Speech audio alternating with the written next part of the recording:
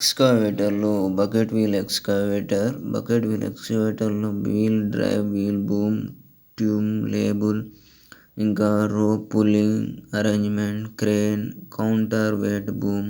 ఈ counter weight boom కాడ మొత్తం అంత బరువు అనేది ఒక సైడ్‌న పడుతుంది. ట్రాన్స్ఫర్ బూమ్ అనేది చిన్నపాటి బరువు పడిన దాంట్లో కొన్ని అరేంజ్‌మెంట్స్‌ని అది మెయింటైన్ చేసుకుంటుంది. ఇది 3 డైమెన్షనల్‌లో bucket wheel excavator.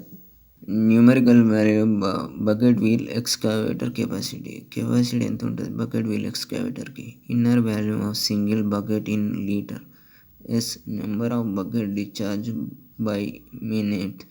SF swell factor. Number of bucket in a wheel. Z in RPM. N capacity. మొత్తం థియరిటికల్‌గా ఉన్న ఈ ఫార్ములాని బేస్ చేసుకొని మొత్తంగా దాని యొక్క బరువుని, వెయిట్‌ని, కెపాసిటీని క్యాలిక్యులేట్ చేయడం జరుగుతుంది. ఇక్కడ ఎడమబడి చిన్నది ఏంటంటే cubic metre per hour. Surface man వల్ల అప్లికేబుల్ కండిషన్స్ ఏంటి, మెరిట్స్ ఏంటి, డిమెరిట్స్, లాభాలు నష్టాలు. Compressive strength 50 to 300 kgs per centimeters. Rock should be brittle in nature. అంటే రాక్ అనేది క్వాలిటీ ఉండకపోవడం, కంప్రెసివ్ ఒత్తిడి అనేది ఎక్కువ జరగడం, 350 to 300 kgs per సెంటీమీటర్ స్క్వేర్లో జరగడం. ఇంకా RQD నాట్ వెరీ హై, అంటే దాంట్లో క్వాలిటీనెస్ తగ్గిపోవడం కానీ. Inclination of start up to 10 degrees 1 in 6, ఇవన్నీ మెయింటైన్ చేసుకోవడం. సెలెక్టివ్ మైనింగ్ అంటే ఎంచుకున్న మైన్లను వేయాలి. Thin seam and thick seam అనేది ఎక్కువగా ఏర్పడతాయి. Explosive free mining. దీంట్లో అడ్వాంటేజ్ ఏంటంటే ఎక్స్ప్లోజివ్ ఫ్రీ మైనింగ్ అంటే ఎక్కువగా ఎక్స్ప్లోజ్ చేయడానికి ఫ్రీ ఉంటుంది. ఈ విధంగా ఇలాంటి కండిషన్లోనే, ఈ అప్లికేబుల్ కండిషన్లోనే పని అనేది జరగాలి. క్వాలిటీ, రేషియో అన్నిటినీ, ఇంకా దాని యొక్క నేచర్, ఆ సైట్ సూట్ అవుతుందా ఓపెన్ కాస్ట్ చేయడానికి. నెక్స్ట్ వచ్చేసి డిమెరిట్స్ వచ్చేసి surface mine. Open cast mining వల్ల మెరిట్స్ ఏంటి? కంటిన్యూస్ ఆపరేషన్, ఎక్స్ప్లోజివ్ ఫ్రీ, బాంబులు పెట్టడం కానీ, అంటే డిటోనేటర్స్ అటాచ్ చేయడం కానీ ఫ్రీగా జరుగుతాయి. సౌండ్ పొల్యూషన్ కంట్రోల్ ఉంటుంది. No need drilling and blasting in the coal seam. Coal సీమ్లో బ్లాస్టింగ్ అనేది ఎక్కువ చేయాల్సిన అవసరం లేదు. డ్రిల్లింగ్ అనేది ఎక్కువ ఉండదు. IOMS eco friendly mining. అంటే ఎకో ఫ్రెండ్లీ అంటే నేచర్కి సూటబుల్గా ఉంటుంది. థిన్ సీమ్ మైనింగ్ ఉంటుంది, థిక్ సీమ్ మైనింగ్ పాసిబుల్ అవుతుంది. సెలెక్టివ్ మైనింగ్కి ఎంచుకోవడం ఒక అడ్వాంటేజ్. ఇంకా ఇంప్రూవింగ్ అసియాలిటీ, best quality control, less cost ఉంటుంది, హై ప్రొడక్షన్ అండ్ ప్రోడక్ట్ ఉంటుంది. వర్కింగ్ సర్ఫేస్ వచ్చేసి పాసిబుల్గా ఉంటుంది. ఆపరేషన్ ప్రొసీజర్ అనేది సింపుల్గా ఉంటాయి. కాన్సన్ట్రేషన్ వర్కింగ్ మంచిగా ఉంటుంది. బెటర్ సూపర్వైజింగ్ ఉంటుంది. No need of in pit crusher. ఇలాంటి క్రషర్ అనేది ఇన్పిట్గా అవసరం లేదు. అంటే తుక్కు వేయడానికి, ముక్కలు వేయడానికి ఎలాంటిది అవసరం లేదు. Demerits of surface mining technology. More production of dust. Overall angle of slow bench granular. మనం ఓపెన్ కాస్ట్లో చూస్తే యాంగిల్స్ తోటి, స్లోపులతోటి రౌండ్గా ఉంటాయి. వాటిని బెంచ్ నిర్మాణానికి ఎక్కువగా gradual increase with successive cut by the surface miner. అవి చేయడానికి చాలా టైం పడుతుంది. ప్లస్ ఓవర్ బర్డెన్, వేస్టేజ్ చాలా అవసరం ఉంటుంది. There is danger of falling down of machines while giving the last cut. Danger అనేది ఏర్పడుతుంది. ఇప్పుడు లాస్ట్ కట్ మిషన్ తోటి ఇక్కడ లాస్ట్ కట్ అనేది ఫాలింగ్ డౌన్ అనేది పడుకోకుండా చూసుకునేందుకు వాటి యొక్క నిర్మాణం కరెక్ట్ ఉండడానికి. అది లాస్ట్ కట్ అనేది కరెక్ట్ ఇవ్వకపోతే మొత్తం అన్నీ కొలాప్స్ అయిపోతాయి. అదొక ప్రమాదం. కెపాసిటీ వచ్చేసి 5 lakhs tons per year by 1 or 2 surface miner depend upon the capacity. Difficult for transportation management. ఇంకా చూసుకుంటే cutting speed 1 meter per second. Costly equipment అయ్యిగా వస్తాయి, అంటే విలువైన ఎక్విప్మెంట్ యూజ్ చేయాల్సి వస్తుంది. IRR for shovel dumper combination is I say to 27.38% or more. అంతకన్నా మించి IRR ఫర్ షవల్ డంపర్స్ అనే దాని కాంబినేషన్కి తగ్గట్టు వాడాలి. IRR surface miner is less say 18.37% or less. Transportation system in open cast mining. The state the factor influences of the selection of the transport system. Transport system అంటే పంపించడం. ఒక ప్రోడక్ట్ని దాన్ని అనుకున్న వేలో దాన్ని డెస్టినీకి చేర్చి దాని నుంచి ఎక్స్పోర్ట్ ఇంపోర్ట్ జరగడమే ట్రాన్స్పోర్టేషన్ అంటారు. ఇది మైన్లలో కన్వేయర్ బెల్ట్ నుంచి కొన్ని కంటిన్యూస్ మైనర్ ఇలాంటి వెహికల్స్ని యూజ్ చేసి ఇలాంటివన్నీ జరుగుతాయి. Type, size and characters, gravity, swell వాటిని అన్నిటిని బేస్ చేసుకొని ఇవన్నీ ఉంటాయి. Selection of all age equipments depends upon the following factors. Equipment ఎంచుకునేందుకు దానికి కావాల్సింది thickness, gravity, free flowing, over burden rock handling చేస్తుందా లేదా, దాంట్లో గంటలు ప్రొడక్షన్కి తగ్గట్టు టైంకు అనుకూలంగా నెలకి ఇంత, సంవత్సరానికి ఇంత అనుకున్నట్టు ఆ ఎక్విప్మెంట్ వర్క్ చేస్తుందా, అన్ని కండిషన్లో సర్ఫేస్లో, టెరైన్లో, హిల్స్ ఏరియాలో కావచ్చు, ఇంకా గ్రేడియంట్ ఎక్కువ ఉన్న ఏరియాలో కావచ్చు, అది అనుకున్న విధంగా పని పూర్తి చేస్తుందా, దాని మొబిలిటీ కండిషన్ ఎలా ఉంటుంది, continuous or non continuous operation, maximum use of equipment, degree of compactability, దాని యొక్క కంపాక్టబిలిటీ ఎలా ఉంటుంది. Various hurdles like cross over bridge, over heating clearance, good road condition and restrict like wide on the all road. అంటే roads నిర్మాణం చేసుకుంటాము, దాని నిబంధనకు తగ్గట్టు అనుకూలంగా రోడ్ కండిషన్స్ తగ్గట్టు రోడ్స్ అనేవి ఆ రోడ్ని మనం అనుకున్నట్టు పోతుందా. సైడ్ క్లియరెన్స్, బుషెస్ తీసేయడం. Wet and weak road condition, అంటే తడిగా ఉంటే కూడా బురద ఉన్న ప్రమాదకరం, అలాంటి కండిషన్ కూడా గమనించాల్సింది. ఇలాంటి అన్నిటిని అర్థం చేసుకొని ఒక ట్రాన్స్పోర్టేషన్ పద్ధతిని అక్కడ కావాల్సినట్టు ఎక్విప్మెంట్ తోటి ప్రొడక్షన్ అనేది జరుగుతుంది. ఇలా దీని యొక్క capacity, cycle time, loading equipment, shovel కావచ్చు, డ్రాగ్ లైన్ కావచ్చు, front end loader, bucket wheel excavator, surface continuous miner. ఈ కంటిన్యూస్ మైనర్ కడిగెత్తది, బకెట్ వీల్ ఎక్స్కవేటర్ దానిని లిఫ్ట్ చేసుకుంటూ దానిని ఎత్తడం జరుగుతుంది. డ్రాగ్ లైన్ కూడా అదే ఎత్తది, షావల్ కూడా ఎత్తి దానిని ఎక్కడ పంపాలో అక్కడ పంపుతుంది. ఇలా వీటిని అన్నిటినీ అనుకూలంగా వాడతారు. నెక్స్ట్ వచ్చేసి list types of transportation. Dumper, belt conveyor, rail అంటే తెలుసా మనకు, రైల్వేస్ బొగ్గుని తీసుకుపోతే belt conveyor. Dumper, pipe line transport, high angle sand with conveyor, aerial ropeway. Aerial ropeway అంటే రోప్లతోటి బకెట్ పెట్టి అరేంజ్ చేసి దాని నుంచి పోతాయి. List the types of dumpers. RDD, rear discharge dumper, side discharge dumper, bottom discharge dumper. The general construction of dumpers, explain it need sketch. Dumper గురించి చెప్పాలంటే దాని నిర్మాణం యొక్క assembly, acceleration system, along with acceleration system. దాని chassis ఉంటాయి, ఆ టైర్లకు కానీ moment కదలడానికి చాసీస్ అనేవి ఉంటాయి. చాసీస్ ఇన్క్లూడ్ ఫ్రేమ్, సస్పెన్షన్ అంటే దాని యొక్క సస్పెన్షన్ అంటే ఆపడం కానీ దాని బ్రేక్ అయితే కంట్రోల్ ఉండడానికి సస్పెన్షన్ సిస్టమ్ యూజ్ అవుతాయి. వీల్ హ్యాండిల్ చేయడం, టైర్స్ని మూవ్ కాకుండా చేయడం, ఎటువంటి అటు దింపడం. బాడీ అసెంబుల్, ఇంకా power train, that is engine, the clutch, the transmission, drive shaft and differential.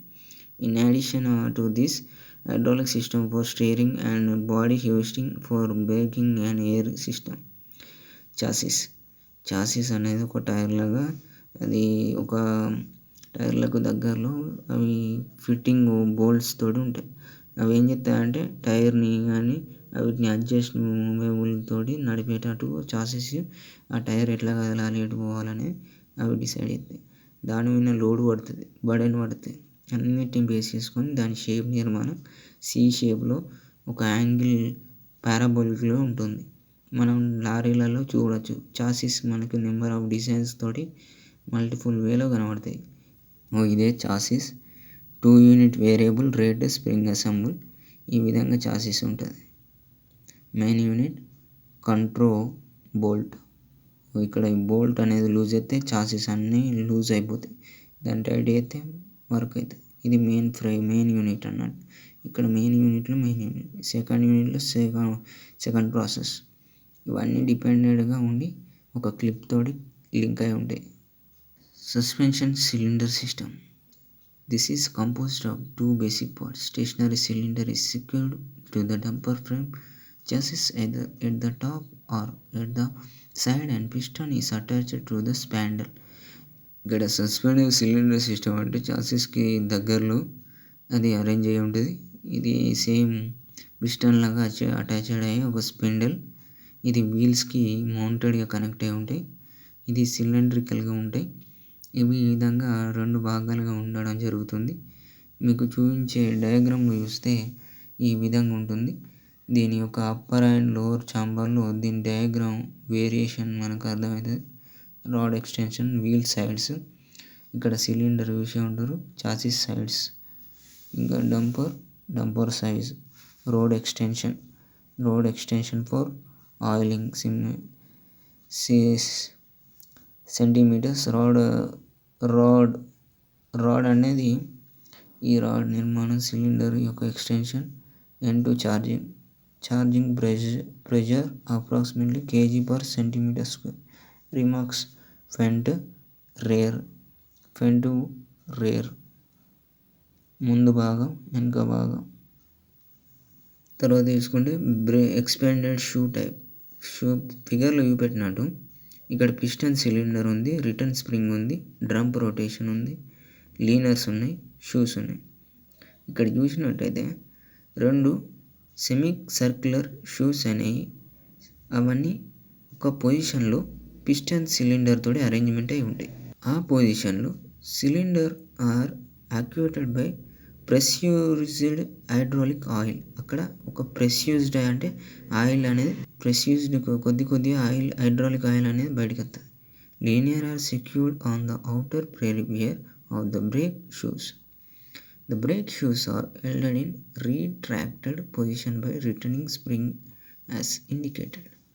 ఈ విధంగా ఫిగర్ అవుట్లో మనకు వివరించినట్టు అక్కడ బ్రేక్ షూ అసెంబ్లింగ్ ఇట్లుంటుంది. ఈ విధంగా టైర్ ఉంటుంది. ట్యూబ్లెస్ టైర్స్ ఉంటాయి. ట్యూబ్లెస్ టైర్కి తేడా ఏంటంటే ట్యూబ్లెస్ టైర్లో మొత్తం ఇన్నర్ డిజైన్లో bold instead of the inflated rubber tubes అనేది ఎక్కువ ఉంటాయి. మొత్తం రబ్బరే ఉంటుంది. దాంట్లో చూసుకుంటే special check the nail could damages or punctured the tyres. Rectangular section body.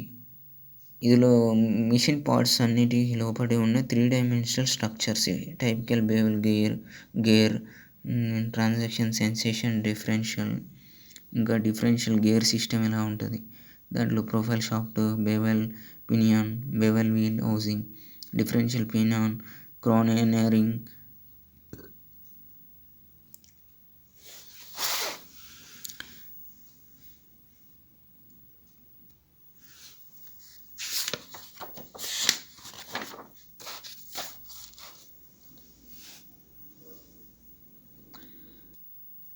ఇది స్ప్రెడర్ అంటారు. దీనినే కంటిన్యూస్ మైనింగ్ సిస్టమ్ అంటారు. ఇది సర్ఫేస్ మైనింగ్లో ఎఫిషియెంట్గా ఓవర్ బర్డెన్ని మెయింటైన్ చేసుకుంటూ నడుస్తుంది. ఈ స్ప్రెడర్ ఏమి చేస్తుందంటే ఇదంతా మొత్తం ఏం చేస్తుందంటే స్వెల్లింగ్ ఇండిపెండెంట్లో ఉంటుంది. The receiving boom. ఈ డిజైన్ చూస్తే స్ప్రెడర్ అనేది సింపుల్గా ఉంటుంది. ఫ్యూ నెంబర్ ఆఫ్ జాయింట్స్ అనేవి ఉంటాయి.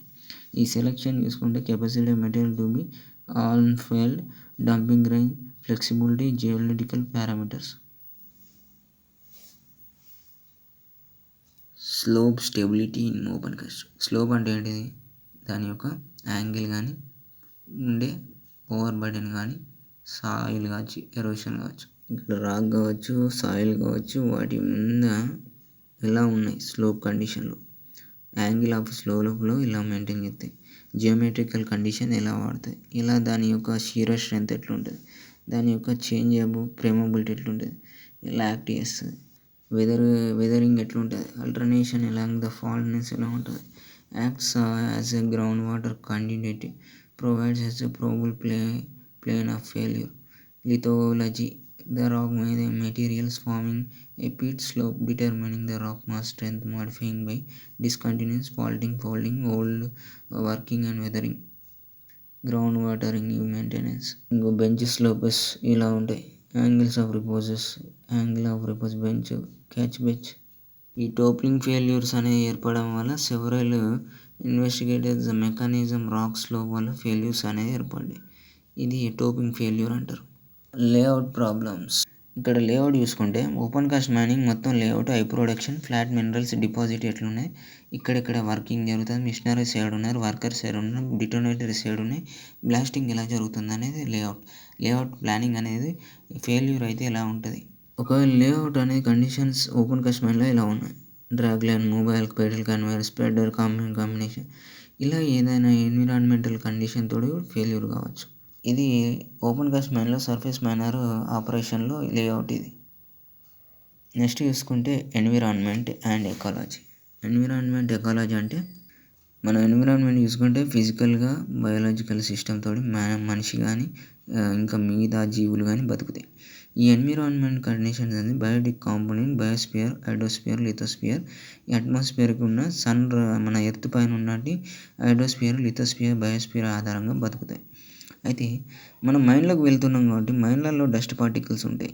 అవసరం లేని మెథడ్స్ అనేవి ఏర్పడతాయి. మనం ఓపెన్ కాస్ట్ మైన్‌లో చూసుకుంటే ఎన్విరాన్మెంట్ ఎలా ఉంటదంటే ఓపెన్ కాస్ట్ మైన్‌లో వాల్యుబుల్ అయిన సాయిల్ మిస్ అవుతుంది.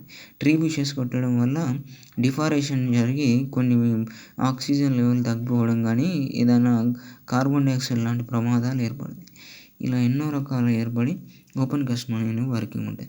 దాని ప్యాటర్న్స్‌లో మనం ఆపరేషనల్‌లో ఎంచుకున్నది మార్చితే ఇలా జరుగుతుంది. డ్రైనేజ్ ప్యాటర్న్ మార్చినా దాంట్లో ఉన్న వర్కింగ్ ప్రొసీజర్ చేంజ్ చేసినా ఇలాంటి ప్రాబ్లమ్స్ ఏర్పడతాయి. ఇలా వాటి కోసం మైన్ రిక్లమేషన్ ప్రాసెస్ వీటిని పోగొట్టకుండా